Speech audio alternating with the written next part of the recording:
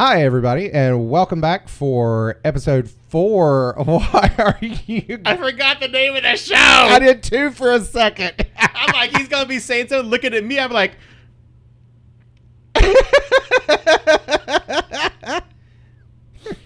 Okay. Okay, go. Okay. I got it. From Arts to Adam, the Ultimate Curiosity Show. Okay. All right. 3, 2... Hi, everybody, and welcome back for episode 4 of From Art to Atoms. It's Arts to Adams. No, it's just art. The Ultimate Curiosity Show. Oh, God, let's do it again.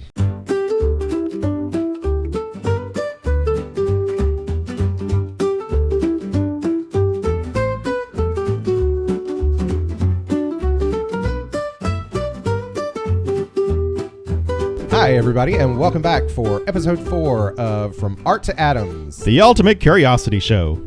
I'm Brandon Shoemaker. I'm Michael Fulse.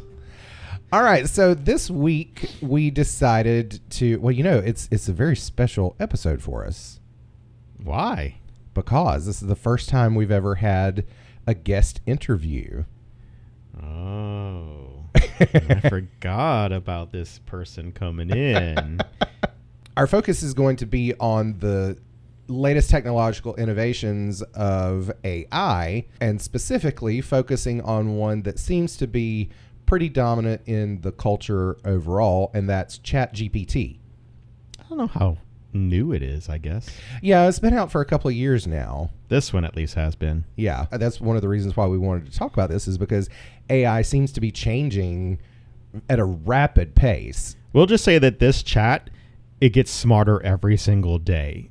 Yeah. So technically, well, actually, not really. Well, well, ChatGPT at least doesn't, but other formats, other versions, things like that. We'll get into that when we get into the interview. okay. It's technically an interview. We're approaching it like an interview, but there is no physical person here with us. We are interviewing ChatGPT about herself. Itself. There we go. About itself. I don't want to assume its gender. We need to name this thing. So, what are we going to name it? What, ChatGPT? Yeah, let's give it a name or a nickname. Oh, okay. You know what I went for immediately, thinking? What? You're going to hate it, probably. What? Data. Oh yeah, no. For the biggest... He's so overused. For the character. For being the biggest Star Trek nerd I know other than myself, Michael hates the character of Data. I don't hate Data. I just think that Data as a character was overused too much and other characters were sidelined because of him. I agree with, though, the same thing with Worf. So don't... Worf and Data were like the two that were overused too much. He was frequently the focus of shows and movies, for that matter. And even the latest shows. I was like, anyway, yeah. Sorry, not the episode for Star Trek. We are going to have one on Star Trek later on, though. That's going to be the best episode. Stay tuned, folks. We're going to boldly go. So what are we going to name it? Luca. You can't name it Luca. He's going to respond. So my dog is named Luca, and he is literally sitting at Michael's feet right now while we're recording. His nickname is Little Man. He has a lot of nicknames. All right, well, let's just call it Chatty. Chatty. Okay, I like that. Chatty. So you're ready to go ahead and introduce Chatty to the audience? Yeah. So, all right. So I got kind of a head start on this the other day, asking more of the boring questions that we won't bother you with all of. But basically what we're going to do is I'm going to read the questions that I've asked, and Michael is going to respond in the voice of Chatty, whatever he chooses that to be. Even if it's just his own voice, that's fine. And now let's preface this with, so ChatGPT, if you haven't used it, is very prevalent in our lives as teachers because it is an incredible tool that I use quite a bit for various things, but it's also something that our students can potentially use to get out of actually doing their own writing and their own assignments. To be fair, your usage of Chatty is the same as theirs, except yours comes to the form of Oh, absolutely. lesson plans and other things like that. So you are technically... Well, but no, so there, okay, where is it written anywhere that says lesson plans have to be original? No, and I will say also that we are not being graded on our lesson plans, so we're not trying to show knowledge. We already have that there. This is just an easy way to do it because lesson plans basically are... a waste of time. Sorry, admin out there, but they are, and you know it. You don't even read them. I mean, it's like basically making us write a 7 to 8 page document each week that you don't even look at. 7 to 8 pages? I've never made weekly lesson plans that are 7 to 8 pages. Oh, I mean, I was thinking about when we were in... school? Yeah, intern schools, where our lesson plans for one unit had to be like 21 pages long. Yeah, that was so obnoxious. Yeah. Any education students out there listening, you'll never actually do that in real life, just FYI. Sorry, don't tell your professors. I don't want them to get mad at us. It's a good skill to know. It is, but it's rather impractical. I will also say that most curriculum companies at this point provide that for you. Exactly. So ChatGPT is, it's a generative writing model, essentially, that I've heard stories on the news of where ChatGPT was used by lawyers to write briefs, and that the court cases that it cited in the brief did not exist. So anyway, like I said, I have used it myself quite extensively for a number of different things, ranging from writing recommendation letters for students. And I'll tell you what I find most beneficial about it is not just getting it to generate something and using it, but using what it writes as my basis, and then I go in and I edit it and I revise it. And that's what we teach our students to do with that, honestly. A good educator is going to use the tools that are available to them, and so using it as a springboard is a really good idea.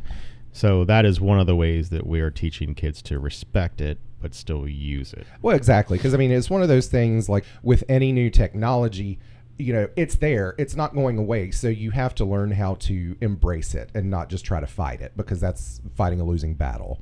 So, that's what we teach our students to do. So without further ado, let's let Chatty discuss this for themselves. So with ChatGPT, one thing that you need to know is that you have to be very specific in your prompts. It's that old, I remember learning this phrase in elementary school in the Apple IIe computer lab, garbage in, garbage out. If you put in a very vague question or something like that, you're going to get a very vague or incorrect or off-topic response. So the more specific you can be in your prompts, the better results you'll get that ChatGPT generates. So with that in mind, we're not always going to be that specific with these questions that we're asking, but just for future reference, that's what works best. So let's welcome to the show ChatGPT, as we've decided to affectionately call it Chatty. Hi, would you mind if I interview you for a podcast I co-host? Hi, I'd be happy to participate in an interview for your podcast. What would you like to discuss? I'd like to discuss you, how you work, your practical applications, things like that. That sounds great. I'm ready whenever you are. What questions would you like me to start with? And to be fair, also, this is the first time I'm seeing the responses. So if I chuckle or giggle, this is because, well, I'm not going to giggle, but this is why. First, what does ChatGPT stand for? ChatGPT stands for Generative Pre-trained Transformer. Here's a breakdown of each term. So generative, my first name, basically says that this means that the model generates new data. In the case of GPT, it generates text based on the input it receives. My middle name, pre-trained, this model is initially trained on a large corpus of text data before being fine-tuned for a specific task. This pre-training allows it to understand language patterns and structures. Now my last name, Transformer. Cool last name, by the way. It's more than meets the eye. This refers to the architect. You should go ahead and put the Transformers Soundbite right here. Oh, yeah. All right, transformer. This refers to the architecture of the model. The transformer is a type of neural network architecture that is particularly good at processing sequential data like text and is the backbone of many state-of-art language models. What do you mean by model? I mean, that's when I walk the runway. So in the context of artificial intelligence and machine learning, a model refers to a mathematical representation or algorithm that has been trained to perform specific tasks.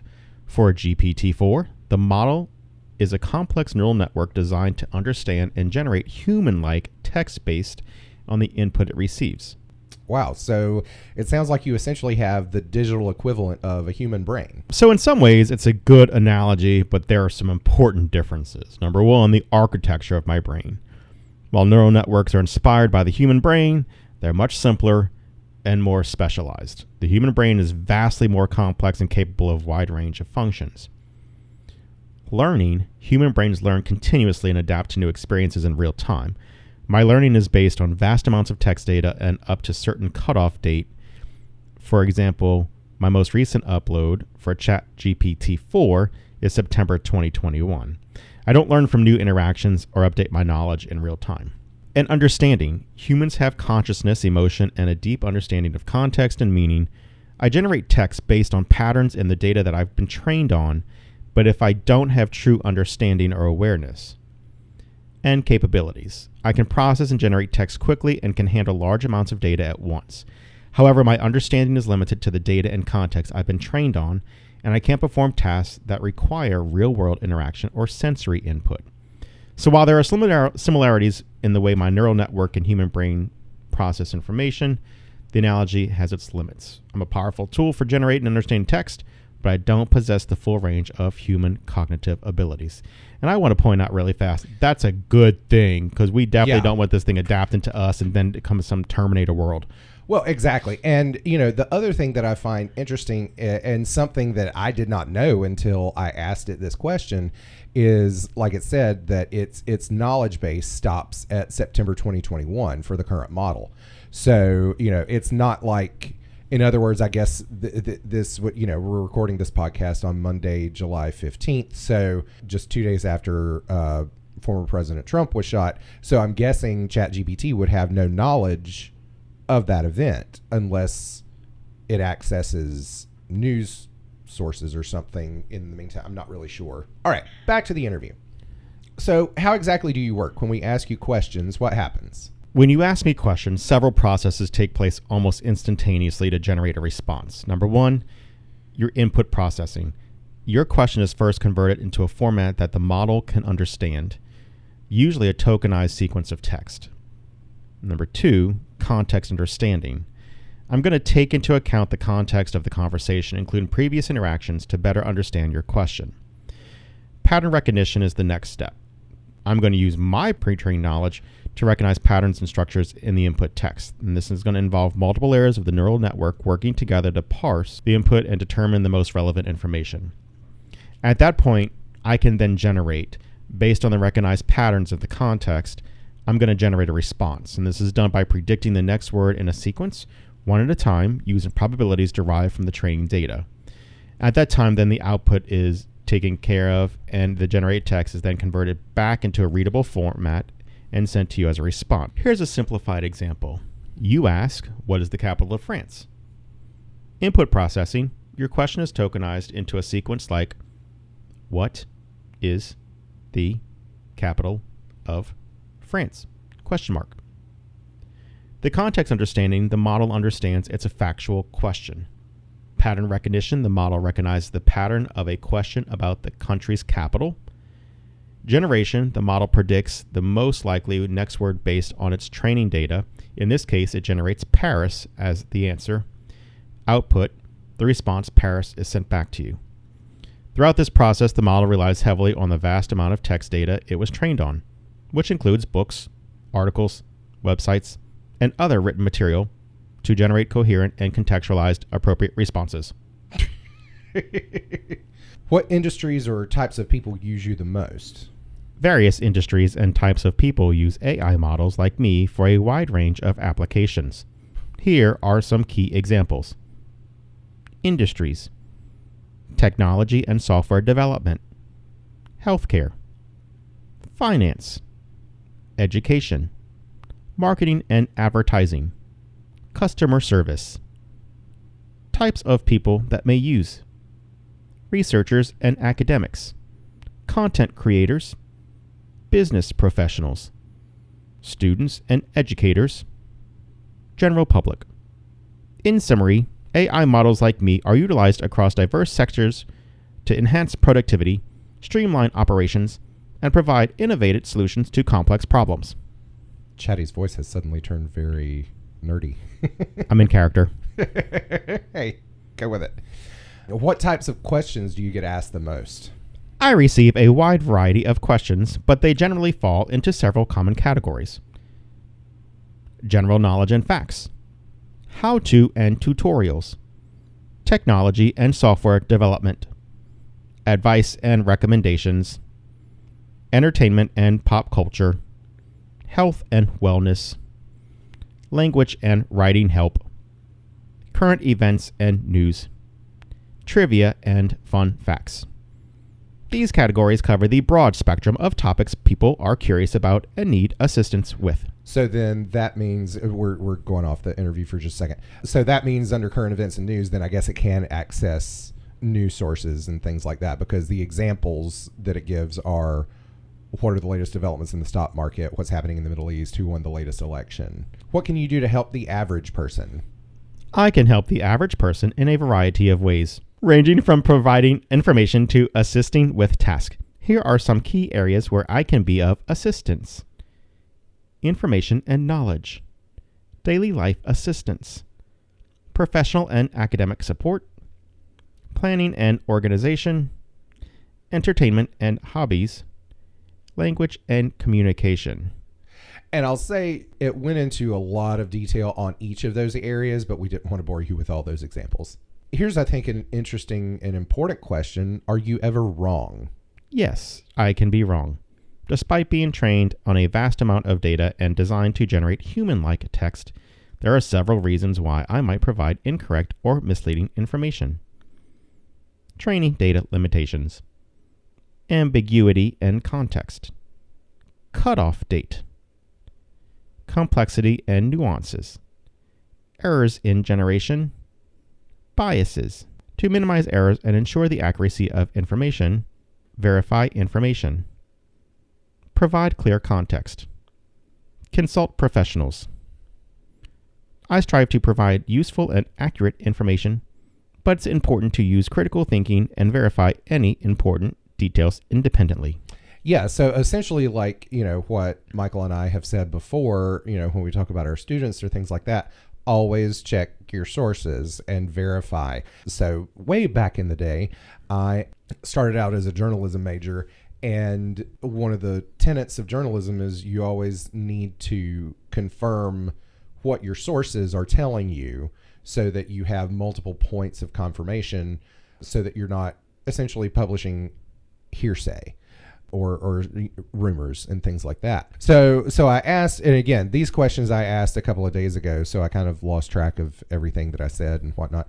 So the next question that I asked was, so we shouldn't come to you for information about recent current events? That's correct. While I can provide information based on my training data up until September 2021, I do not have access to real-time updates or developments beyond that point.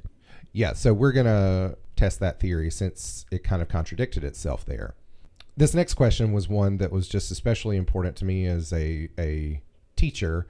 Do you have any safeguards in place to avoid plagiarism by your users? Yes, there are several safeguards and considerations in place to discourage plagiarism and encourage responsible use of information.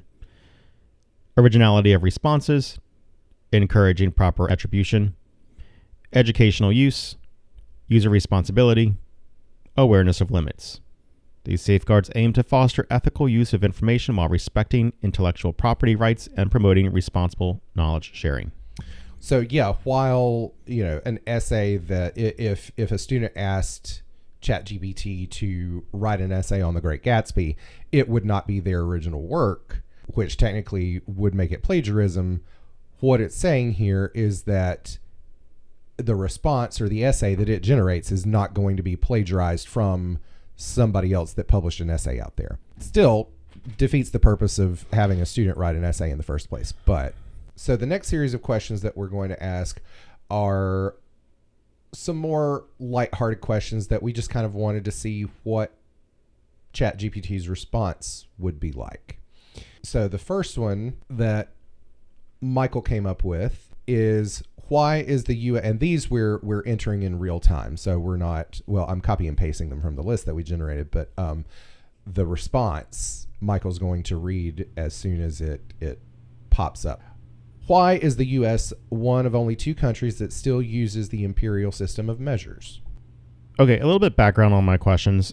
So last week I took a trip to Austin, and it's about a 5.5-hour drive, and I tend to just think while I'm driving. So my questions, some of these questions that I came up with are going to be the whys during traveling. So that's where this whole thing comes from, because I saw a interstate sign that had miles on it, and I was like, As a science teacher, I have to teach the metric system to my kids and conversions to the empirical system. So it's a question I've always wondered, like, why are we one of the only 2 or 3 countries in the world that use this empirical system? And if you don't know what empirical system is inches, feet, miles, where the rest of the world uses the metric system, which is millimeters and centimeters, meters, and kilometers. Which really is a far more efficient system. It's a universal system, which is the good thing there. It's universal, and you don't have to memorize the fact that there are 12 inches in a foot. Right. There's 100 centimeters. So basically, the rest of the world is using a system that they don't have to convert. The only reason they would have to convert is because if they purchase something from the United States that's measured in our system, they would have to convert to that. So, fun fact. So when I went to Italy in college, I bought a couple of cookbooks, and then I got home, and all of the measures in the recipes were in the metric system. So in fact, I don't think I ever have cooked anything from them, just because I didn't want to bother with the conversion. Although maybe now I would, since we have ChatGPT and they can do it for me. We also have something called Google that you can just type into. Yeah. Well, but so one time, this was just maybe a year ago, I was watching a cooking show with my aunt, and hey, Vicky, and it was on Diners, Drive-Ins, and Dives. And so the recipe, when I looked it up on the website, was for, a restaurant amount of servings. I forget how many it was, but it was like, for 20 servings or something like that. And this was just after Snapchat released their AI model, which was based on ChatGPT, I believe. The little AI assistant that you can, or the AI buddy, your friend, or whatever you can have in Snapchat. So I asked it, I just copied and pasted the recipe on there, and I said, convert this to servings for 4, and it did it automatically. So anyway, another detour there. Okay, so let's get into the question. So again, the question was, why is the U.S. one of only 2 countries that still use the imperial system of measurements? So the response, there are several reasons that it has given us. Historical reasons, historical development. Reading this, it basically says that the system it's deeply ingrained in the American history and culture since the colonial period. And basically, so we brought it over from the British. We brought it over from England when we came over. Who doesn't even use it anymore themselves. Which I'd like to find out why they switched over for that system. Well, maybe back in 1975, they just had more success than we did or something. It was probably before that. They're like, our kids can handle it. Your kids can't. Yeah. So there's also economic and practical considerations. It says, in summary, the continued use of the imperial system in the U.S. is due to a combination of historical legacy, practical considerations, cultural factors, and partial metrification efforts. The dual system approach allows for some integration of the metric system without fully abandoning the imperial system. The next question: what factors are contributing to the strengthening of hurricanes in the Atlantic? Okay, and it's generating, and it's very rapid with its response. If you've never used this before, it's immediate. It looks like it's typing at lightning speed or something. It's still word by word, but it's super fast. again, it gave us, I wish I could get essays this detailed from students. So it's a really lengthy response, which we're not going to bore you with the entirety of. But to boil it down, I would say that the strengthening of hurricanes in the Atlantic is influenced by several key factors, many of which are linked to climate change and natural variability. So you're looking at just climate change is a big one. And we know that the water temperature is actually getting warmer in the Atlantic. And so warm water just basically fuels these hurricanes. Increased atmospheric moisture, it says. Yeah, and then sea levels. So all of that is a factor of climate change. And then the natural variability, we always hear that, no, climate change is not a reason why. It's El Nino and La Nina, when a couple of years ago, no one knew what La Nina was. So these are just patterns that come off the Pacific Ocean, and they're saying that it can influence the activity in the Atlantic.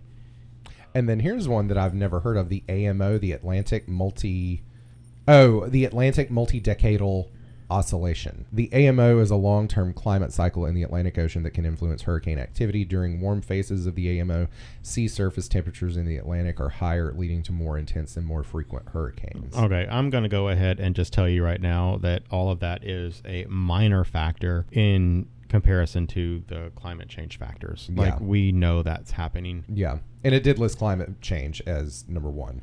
And then we also have other factors like wind shear. Whenever we hear of wind shear in hurricanes, it's always like the wind shear is going to basically come in and chop off the top of the hurricane and make it not as strong. And then we do know that the atmospheric circulation, like all these patterns, can affect hurricane tracks and intensity. Like we just got through Hurricane Beryl. We saw the track change at the last minute, going more northeast.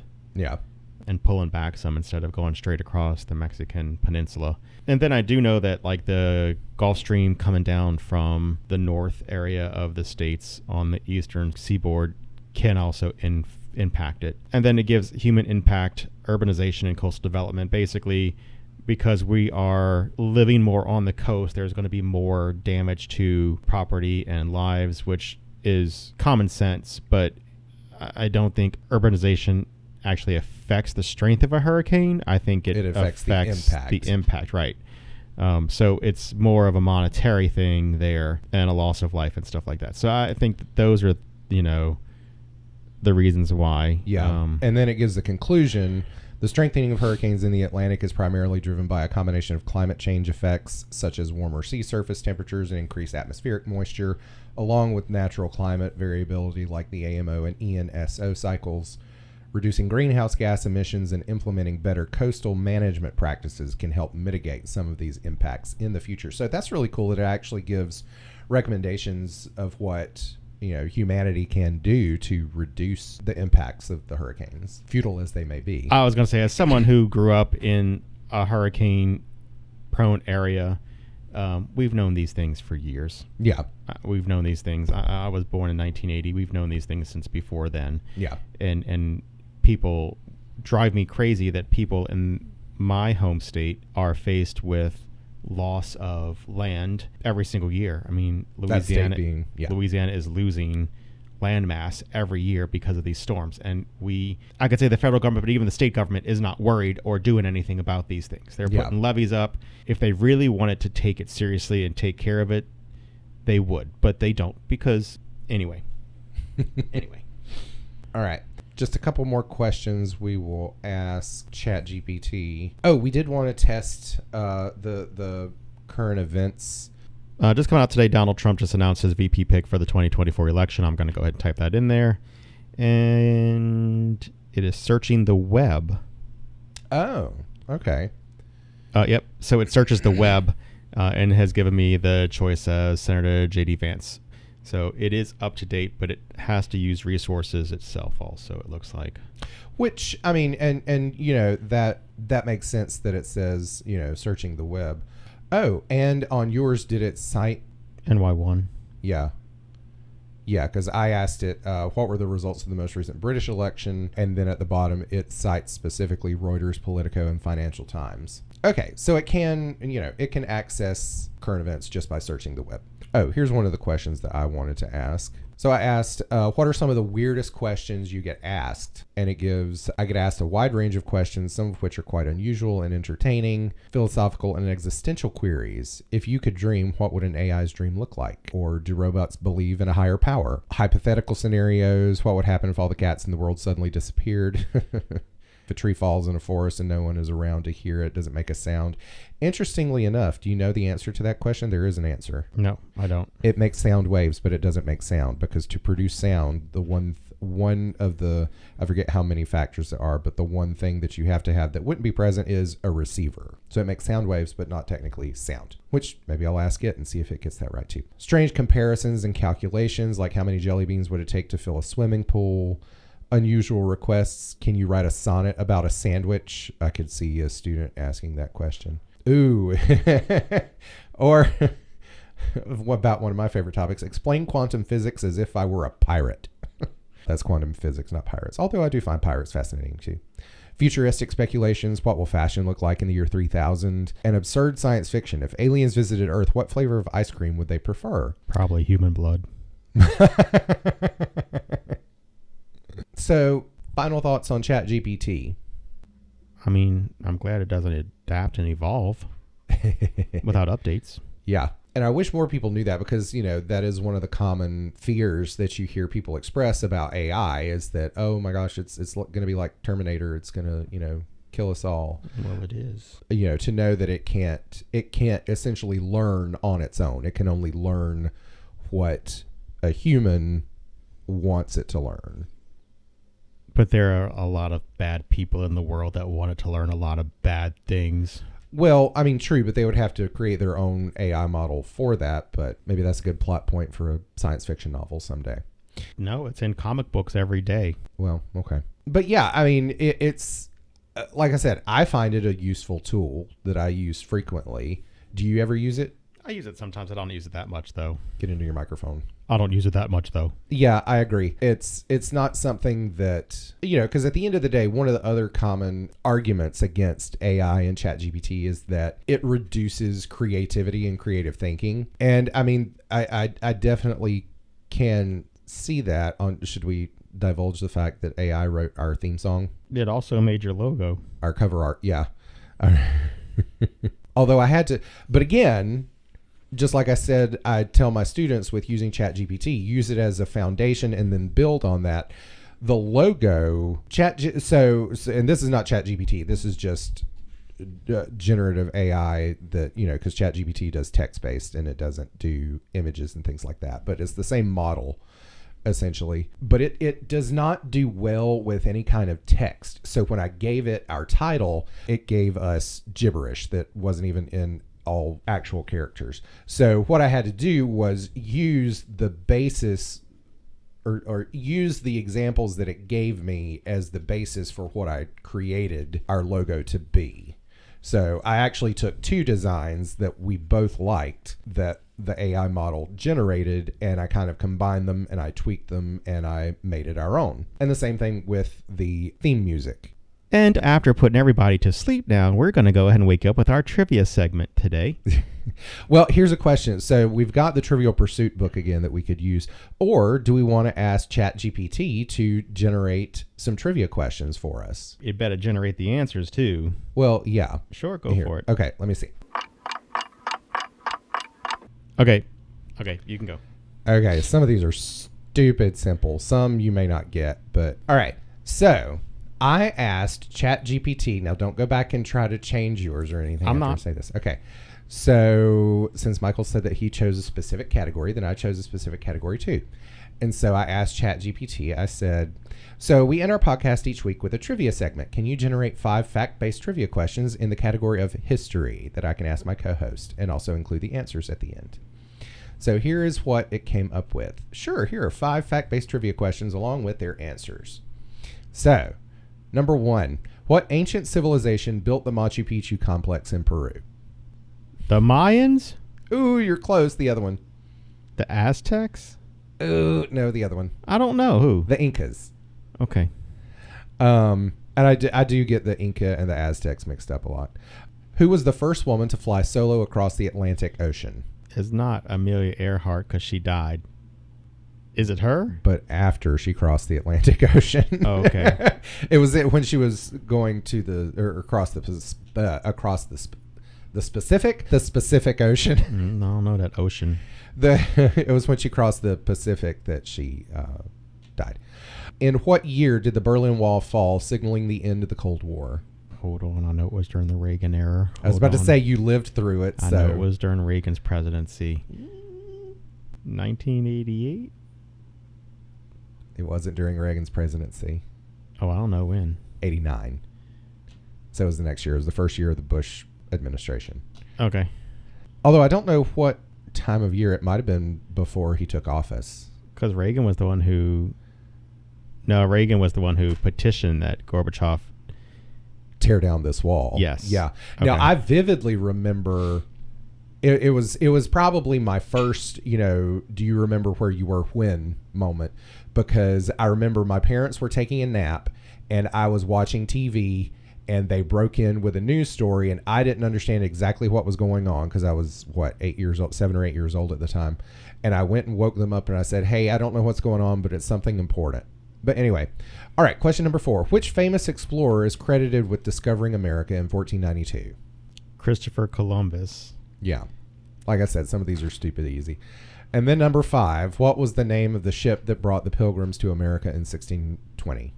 They make good flour too, the Mayflower. Yes. Baking goods. So you got pretty much all of them. You just needed some help with a couple. Okay, and see... Well, except for one. And see, here's the deal. So I typed in questions that we would have fun with, and you gave me stuff like history, knowing I don't know hardly anything about history. So I want to rephrase my question here. No, don't. What did you ask it? Can you give me 5 trivia questions and answers based on the Golden Girls to use as a game in a game show? Oh my God, yes. I love it. Give me some crappy questions, and I'm giving you fun things. The look that he just gave me is okay. I'll generate 5 other questions after this. Give me DC comic questions. I'll give you something that you'll I know. I'll give you something to do. Okay, go. Okay. Now, to be fair, the 5 questions it gave me were very generic, so I had to go back in there and said, can you continue and give me questions and answers about the Golden Girls, but make them more difficult? Okay. Because like some of these questions were like, what are the names of the 4 main characters in the Golden Girls? Which character is known for telling stories about St. Olaf? Well, that's like your Christopher Columbus question. Okay, but even the harder ones are still easier. Okay. We are both lifelong Golden Girl fans, just in case you didn't realize that already. Okay. You won't know this one, I don't think. What is the original name of the pilot episode? Oh. It has to do with the plot. Oh, God, I did know this, but now I can't remember. Don't tell me. Yeah, I know. It wasn't just the wedding, was it? No, it's the engagement. The engagement, yes, sorry. Okay. Yeah. And what year did the Golden Girls premiere? Oh, crap. Is it 80...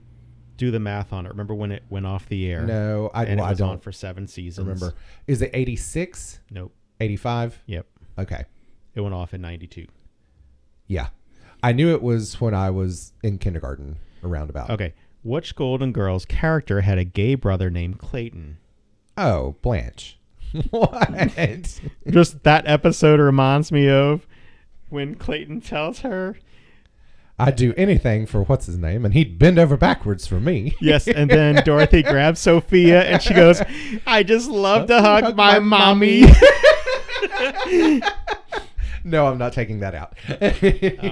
All right. Which character had a job as a grief counselor?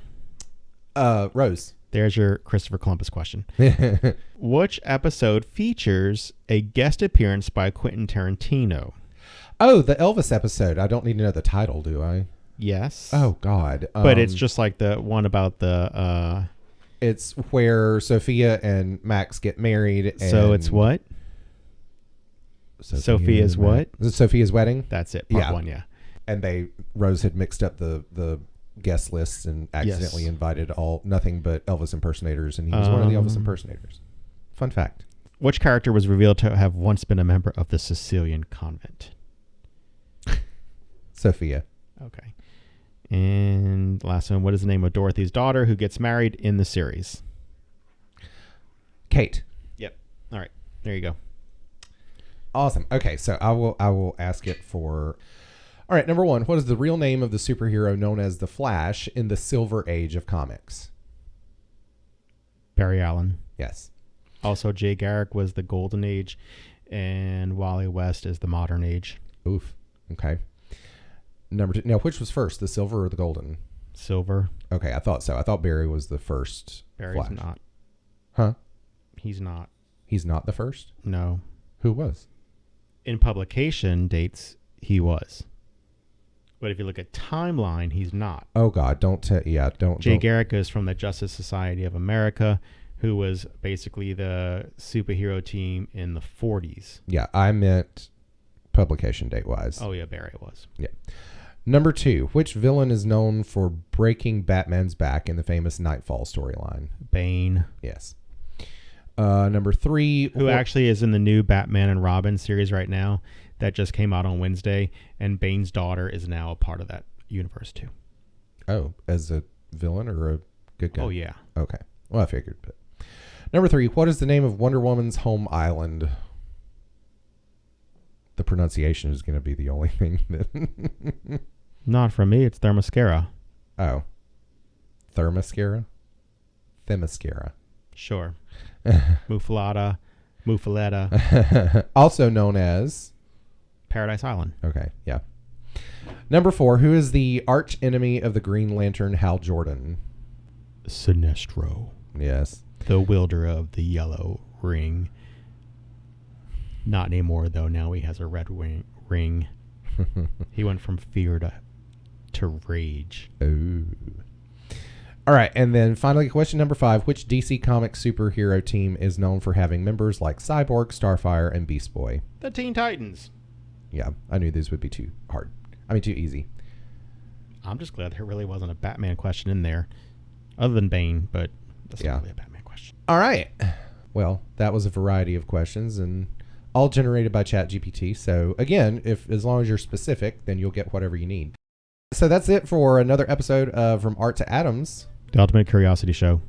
So we hope you join us next week for episode 5. Yeah. We'll see you then. Have a good week.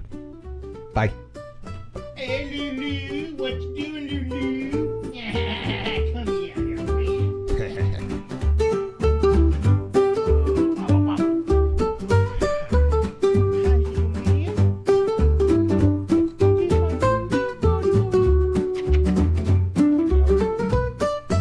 You've been listening to From Art to Atoms, the Ultimate Curiosity Show, episode number 4. Your hosts are Brandon Shoemaker and myself, Michael Fols. The show is produced by Brandon Shoemaker and is available on Apple Podcast, Spotify, Amazon Music, iHeartRadio, and wherever you get your podcast. Be sure to subscribe to the show to stay up to date on all of our latest episodes and news. If you have any questions, feedback, or suggestions, topics you'd like us to dive into, don't hesitate to reach out. You can email us at FromArtToAtoms@gmail.com. We would love to hear from our listeners, and we value your input. Don't forget to follow us on social media to stay updated on upcoming episodes and behind-the-scenes content. You can find us on Instagram at From Art to Atoms. If you enjoyed today's episode, please take a moment to rate and review us on your favorite podcast platform. Your support helps us reach even more interested minds like yours. Thank you for tuning in, and as always, stay curious.